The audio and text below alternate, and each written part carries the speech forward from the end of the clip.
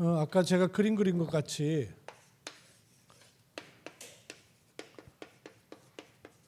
불신자로부터 예배를 포함한 교회 요 사이를 연결하는 것이 현장이에요. 현장이. 그러면 여러분은 한 사람도 빠짐없이 사실은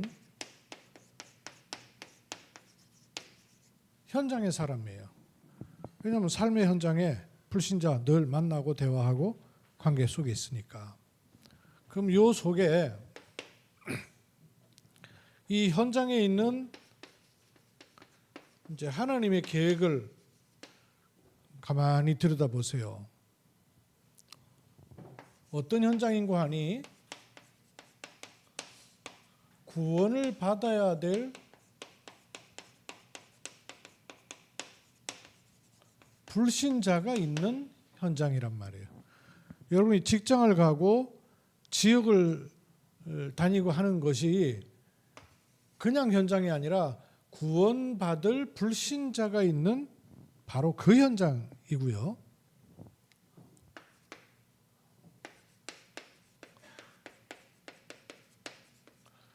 불신자가 있을 뿐만 아니라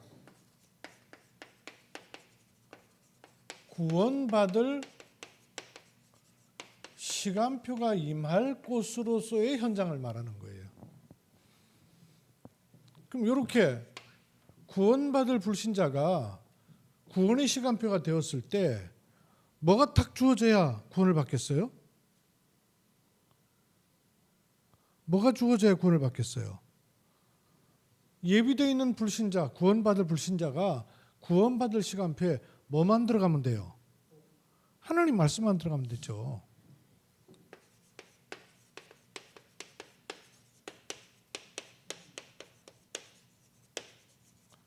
구원의 답이 전달될 현장이란 말이에요. 여기에 여러분이 살고 있는 거거든요. 직장을 가고 사람을 만나고 어느 지역에 있다. 그 지역만이 아니라 요 세 가지예요. 구원받을 불신자가 있고 구원받을 시간표가 임할 곳이고 그러면 구원의 답을 줘야 될 그런 현장이죠. 이런 현장으로 여러분이 현장을 마음속에 결정해 놓는 것과 결정하지 않고 그냥 이렇게 일하고 왔다 갔다 하는 것은 천지차예요. 다니엘이 뜻을 정했다 그랬잖아요. 다니엘이 뜻을 정했다 그랬단 말이에요. 언약 잡은 사람이 뜻을 정하는 것은 굉장히 중요해요. 안 보이고 보이고의 차이예요. 뜻을 정하는 것. 그래서 아까도 얘기했지만 현장으로 보는 눈이 열려야 돼요. 현장에 살고 있는데도 현장으로 못 볼 수 있거든요. 그 말은 의식해야 되고 현장으로 볼 수 있는 내 영적 상태가 돼야 현장으로 볼 수가 있습니다. 그것은 기도가 되어지는 상태. 현장에서 기도가 되어지는 상태가 중요하죠. 그럼 이런 구원을 받을 불신자가 있는 현장에는 주로 어떤 세 케이스의 만남들이 여러분한테 대부분 있을 거예요. 늘 만나는 사람, 상시, 아예 내 그 현장 속에 늘 만나야 되는 사람이 있을 거예요. 항상 만나는 사람들. 그런가 하면 관계가 되고 연결이 되어서 좀 주기적으로 항상 만나지는 않는데 들락날락하면서 만나지는 주기적으로 만나는 사람이 있고 일회성 만남들도 있어요. 이거는 불특정 다수죠. 모르는 사람과도 만나지니까 특히 내 있는 현장에서 모르는 사람과도 관계가 되죠. 주로 아마 이렇게 세 현장이겠죠. 항상 같이 있는 사람이 있고 들락날락하는 사람이 있고 그 다음에 처음 만나는 사람이 있단 말이에요. 이런 케이스를 보면 장점도 있는 반면에 단점도 있어요. 우리가 전도의 눈을 가지고 보면 그렇죠. 늘 같이 있는 사람은 파악하기가 좋죠. 조금만 영적인 관심을 가지고 보면 진단하기가 좋아요. 늘 있으니까. 이 사람 미주알 고주알 그런 것도 알고 성격도 알게 되고요. 가정도 알게 되고요. 반면에 나만 그 사람을 잘 아는 게 아니고 그 사람도 나를 잘 알게 되거든요. 그러니까 이제 내 상태도 노출이 쉽게 되는 거죠. 내 상태도 노출이 쉽게 되다 보니까 어떨 때는 복음을 이렇게 전한다는 게 막상 망설여지기도 하고 부담스러워지기도 한단 말이에요. 이런 장점과 단점들을 그대로 정확하게 보면 어떤 부분에서는 이 자체가 굉장히 전도의 길이 되기도 해요. 무슨 말이냐면 항상 같이 있는 사람은 속일 수가 없잖아요. 포장할 수가 없어요. 그 사람이나 나나 포장하고 가릴 수 없단 말이에요. 그 말 속에는 뭐가 있냐면 내가 잘 꾸며가지고 복음 전해지는 게 아니잖아요. 내 삶의 모습을 감동받고 문은 마음의 문은 조금 열 수 있을지 모르지만 우리가 그만큼 또 못 살아내잖아요. 결국에는 내 장점 단점을 알더라도 상관없이 하나님의 구원을 받을 사람이 결국은 구원을 받아야 되는 그 길인 거죠. 이걸 놓고 우리는 뭐만 하면 되냐면 막연하게 진단하고 있는 거와 영적인 권세를 가지고 정확하게 보는 거는 차이가 있습니다. 영적 흐름이 달라지기 때문에 이 사이에 뭐가 있냐면요.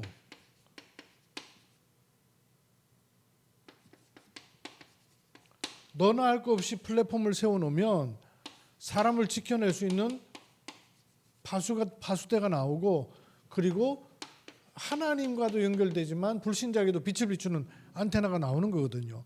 그것처럼 정확하게 영적인 상태를 가지고 영적인 권세를 가지고 진단을 하면 달라져요. 내가 현장에 대한 마음을 결정을 해놓고 계속 기도로 붙어서 의식하는 거는 차이가 있어요. 별 의식 없이 직장을 계속 왔다 갔다 하는 거와 내가 현장을 결정하고 하나님 앞에 진정으로 그 부분을 놓고 의식하고 기도하는 것은 영적인 흐름을 만들어낼 수 있는 거예요. 기도할 때 일어나는 일 아시죠? 기도할 때 눈에 보이지 않게 성령이 역사하시고 기도할 때 눈에 보이지 않게 흑암 저주 장애 권세를 결박하시고 기도할 때 주의 사자를 보내시고 영적 흐름이 나오는 거예요. 영적 흐름이. 그리고 결국에는 불신자들이 나를 다 알더라도 자기 마음속에는 표를 내든 안 내든 뭔가가 좀 다르다. 우리가 나타내줘서 다르다가 아니라 그 사람이 뭔가가 저 사람 좀 다르다 하는 게 느껴져야 당연한 거죠. 근데 이 다르다는 건 삶이 다르다는 말이 아니라 영적인 이 교감이 돼야 돼. 영적인 거. 저 사람한테는 뭔가가 있는데 뭔지는 모르겠는데 뭐 있다 하는 이 다르다는 게 전달될 만큼 사실은 내가 영적 흐름을 가져와줘야 돼요. 영적 흐름이 나한테로 와 있어야지 영적 흐름이 내에 딸려가는 상태에서는 전도 못하는 거죠. 그래서 전도하기 전에 영적 흐름이 나한테로 끌려와야 돼요. 다르다는 것이 보여져야 되죠. 그런가 하면 이렇게 주기적으로 관계 맺는 사람한테는 막상 복음을 제시하려고 할 때 접촉점이 잘 없을 수 있어요. 그래서 억지로 일부러 전도하려고 하지 말고 내가 기독교인이라는 걸 상대방이 알고만 있어도 돼요. 이렇게 주기적으로 관계 맺는 사람은 저 사람이 기독교인이구나 하는 것이 알고 있어만 해도 다릅니다. 그리고 기회가 되는 대로 내가 당신을 위해서 기도하고 있다는 것을 반드시 얘기해 줘야 돼요. 그거는 안 하고 있으면서 내가 당신을 위해서 기도하고 있다 이렇게 얘기 못 하잖아요. 그 말은 내가 이 사람을 위해서 진정으로 기도하고 있어야 돼요. 내 영적 기도 루틴 속에 관계 맺고 있는 사람이 기도 명단 속에 있어서 내가 그 사람을 늘 부르고 중보하고 있는 중에 있는 것이 라헤드죠. 내가 당신을 위해서 늘 기도하고 있다. 즉 기도 명단 속에 제가 저번에 막전엔 찐빵 지은 이만재 씨 얘기했었어요. 우리나라 광고업계에서는요 빼놓을 수 없는 사람이에요. 손이 가요 손이 가 새우깡에 손이 가. 뭐 그다음에 침대는 가구가 아니라 과학이다. 요런 문구 그 광고 문구를 만드는데 아주 대가예요. 그 사람이 이만재 씨라는 분인데 이 사람이 그 통기타 가수 윤형주 장로 때문에 복음을 받고 돌아온 사람이에요. 근데 이 사람이 완전히 술주정뱅이였어요. 근데 복음을 받고 돌아오고 나서 보니까 윤형주 장로 명단 속에 7년을 있었던 거예요. 이만재 씨 이름이. 자기는 자기 이름이 윤형주 장로의 그 기도 명단 속에 있다는 것 전혀 몰랐죠. 복음을 받고 나서 예수 믿고 나서 보니까 7년 있었다는 거예요. 그래서 하는 얘기가 윤형주 기도수첩에 들어간 사람은 안 믿는 사람 없다. 이 사람은 이만재 씨가 한 얘기예요. 기도 명단. 그 다음에 불특정 다수의 한 번 만날 수 있는 사람은 한 번 만남으로 그쳐지는 사람인지 복음으로 관계를 맺어야 될 사람인지 요거 분별하는 거죠. 이 사람은 한 번 쓱 지나간 사람이다. 아니면 지나가는데도 복음을 말하는 걸로 관계 맺는 게 아니죠.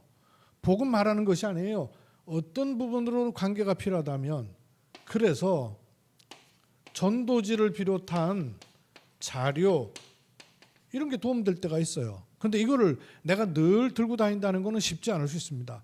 막상 해보면요. 전도지 갖고 다니는 게 쉽지 않아요. 그래서 여러분 직장이나 여러분이 자주 있는 곳에 아예 비치를 해두는 것이 필요해요. 그럼 생각날 때 가져다가 줄 수가 있잖아요. 필요할 때. 이렇게만 우선 마음에 담아놓고 있어도 돼요. 구원받을 불신자가 있는 현장이에요. 그런가 하면 구원받을 시간표가 임하는데 요게 뭐와 관계 있냐면 나의 전도자, 사명자, 사역자의 영적 생활의 루틴, 반복되고 있는 영적 생활이 내 삶에 들어와 있어야 돼요. 그러니까 삶에서 누리는 기도망대 이게 있어야 되는 거죠. 여러분 삶에 들어온 영적인 시간이 있어야 됩니다. 그 시간이 사도행전 1장 3절의 시간이잖아요. 내 삶에 들어온 영적인 시간이 있어야 돼요. 그럼 이 시간이 사도행전 1장 14절 집중하고 오로지 하는 시간으로 정시기도 시간으로 직장에서 가정에서 현장에서 나오는 거죠. 이러는 가운데 어떤 일이 났습니까? 2장 1절에 오순절 날이 이미 이름에 시간표가 딱 오는 거예요. 근데 2장 1절 이후로 보면 시간표가 여러 시간표가 나오죠. 한 5가지 정도. 2장 5절에 보니까 그때에 그랬어요. 이 오순절 날이 이른 그 시간표에 15개 나라 사람들이 몰려 있었던 거죠. 또 5장 18절 말세의 남중과 여종에게 물부터 성령을 부어주시는데 그때에 그랬어요. 또. 그리고 2장 10절에 보니까 이 날에 제자의 수가 3,000이나 더하더라. 2장 46절로 47절에 보면 날마다라는 이 시간표가 나와요. 이 시간표가 전부 현장하고 연결되는 시간표입니다. 이 시간표 영적 생활을 내 삶의 현장으로 가지고 들어왔는데 어느 날이에요. 어느 날. 오순절 날이 이미 이르면 이거 우리한테 있는 시간이 아니에요. 하나님이 성령으로 역사하는 시간이란 말이에요. 성령 역사의 시간. 그래서 제가 예전에는 포럼 할 때 그냥 내용 포럼을 관심을 가졌어요. 근데 지금 내가 보니까 이게 진짜는 내용 포럼이 문제가 아니고 흐름이에요. 하나님 지금 뭘 행하고 계시는가 하는 흐름을 찾아내는 게 아주 중요해요. 어느 날 성령 역사하신 시간이 나온단 말이에요. 이 시간이 뭐 한 게 있냐면 15나라하고 연결됐잖아요. 그 허영 전도사님 집에 망대가 탁 세워지니까 그 노넬이에요. 로넬이라는 난 처음에 여자인 줄 알았네. 그 이 형제 이렇게 딱 만나지잖아요. 아까 저 사모님도 얘기했지만 237하고도 연결되는 거 아니에요. 지금은 우리 말 잘 안 통해도 손짓 발짓 돼가면서도 우리가 외국어 알 필요 없어요. 왜 한국 온 사람은 한국어가 아쉬운 사람이에요. 한국어로 그냥 해도 돼요. 그럼 자기들 알아듣는 시간표 나오니까 15나라 연결되는 것이고, 뭐와 관계가 있냐면 말씀 성취와 관계가 있는 거예요. 이 시간표입니다. 이 시간표가 오면 이 앞에 세 가지, 이 앞에 세 가지가 제자의 시간표하고 연결돼서 오는 겁니다.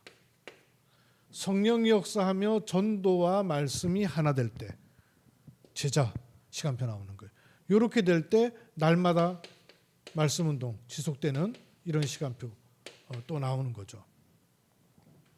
요 시간표가 오고 나니까 그 다음도 가만히 보세요. 전부 시간표예요. 3장 1절에 보니까 제9시 기도 시간에, 이거는 위에서 맛본 그 시간표를 지속하기 위해서 제9시 기도 시간을 현장으로 끌고 들어간 거예요. 삶 속의 현장의 시간이 들어온 거예요.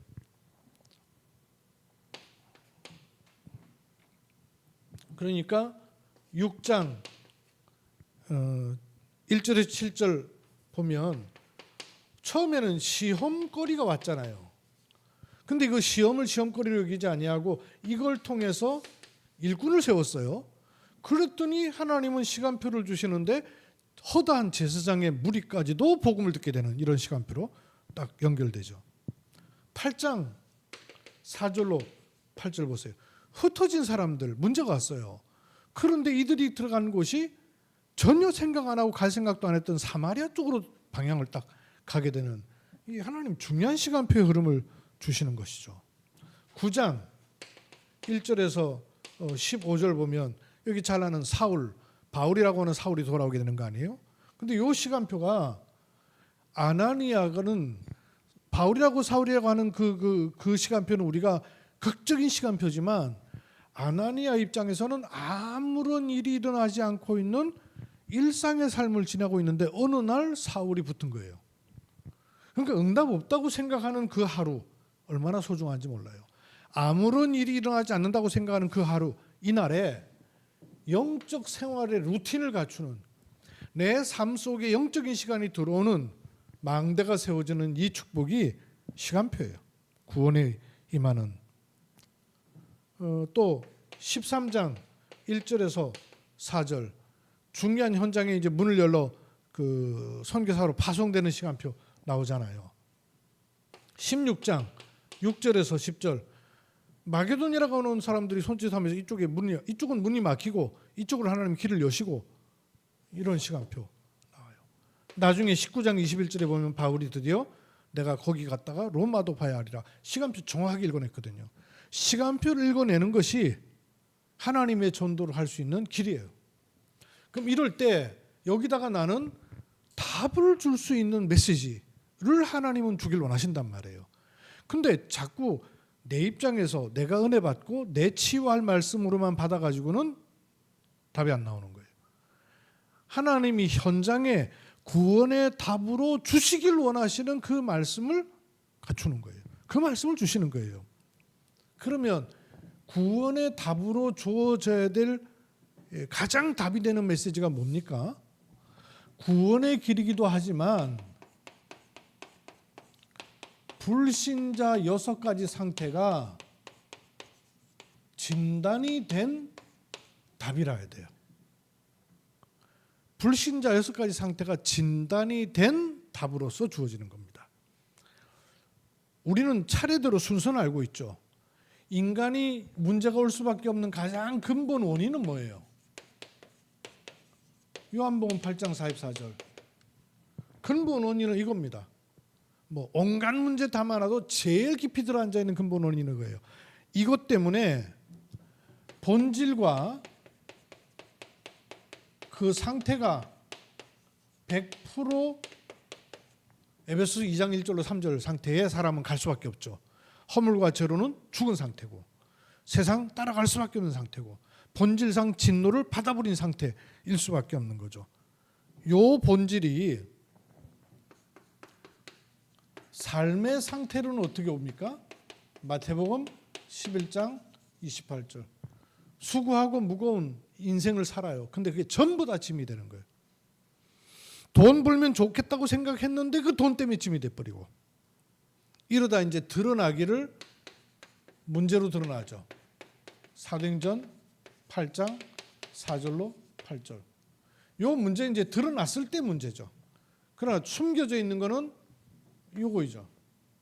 요 문제는 그 문제로만 끝나는 게 아니고 계속 가면 어떻게 되게 돼 있어요? 결국은 히브리서 9장 27절. 한 번 죽는 건 정해진 것이고 그 후에는 심판 받을 수밖에 없는 코스죠. 이게 대물림 될 수밖에 없는 거죠. 출애굽기 20장 3절 4절. 그럼 대부분 사람들은 여기란 말이에요. 그럼 이 문제가 온 원인은 이거고, 그대로 놔두면 요렇게 갈 수밖에 없음을 진단을 정확하게 하면 되죠. 진단이 된 답을 주는 거예요. 우리 구원의 길 그러면 원래 인간은부터 시작하고 저 끝까지 영접까지 이렇게 말하는 구원의 길도 우리가 필요합니다. 그러나 그런 구원의 길은 어떤 부분에서는 훈련할 때 하는 것이고, 현장에서 복음 전할 때는 자기 문제에 대한 진단이 된 답의 메시지가 필요한 거예요. 하나님이 그걸 주길 원하시는 거죠. 그러면 복잡한 할 필요가 없어요. 아까 같은 경우에 이 뭐예요? 언어도 잘 안 통하는 사람 복잡한 얘기 다 할 수가 없단 말이에요. 그러나 하나님이 꼭 필요로 해서 주길 원하시는 얘기는 해줘야 되죠. 그게 불신자 상태예요. 그러면 두 번째 답이 뭡니까? 이것도 문제지만 이것보다 더 문제는 근본 문제죠. 근본 문제 세 가지 정리해 줘야 됩니다. 그리고 그걸 해결하는 길이 그리스도입니다. 그럼 그 그리스도를 영접할 때 영접만이 아니라 그리스도 안에 있는 축복이 얼마나 어마어마한 것인지 신분 권세 7가지 있죠. 이게 메시지예요. 이것이 기도되기도 해요.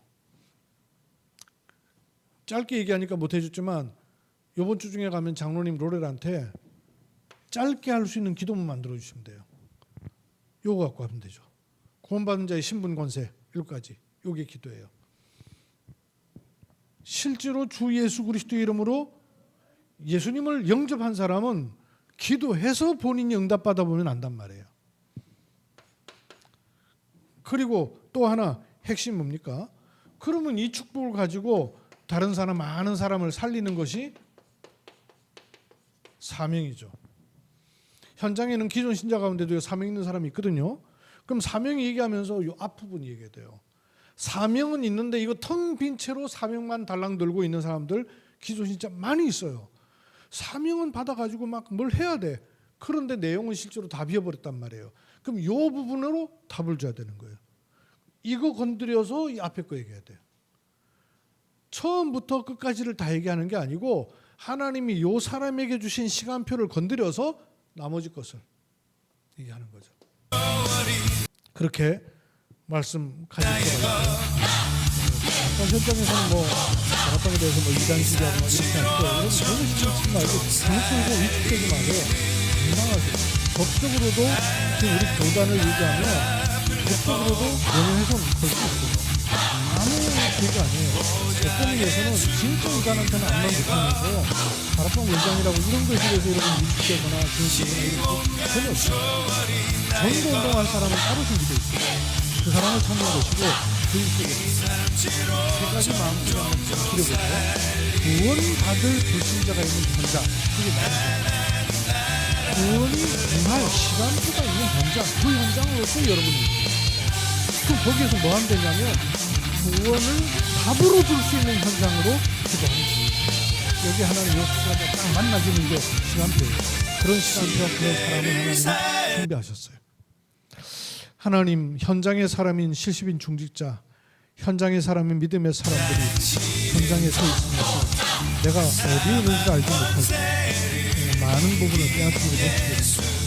복음은 나를 완전히 구원한 하나님의 능력이 된 것 같은지 다른 사람을 살리는 하나님의 일입니다.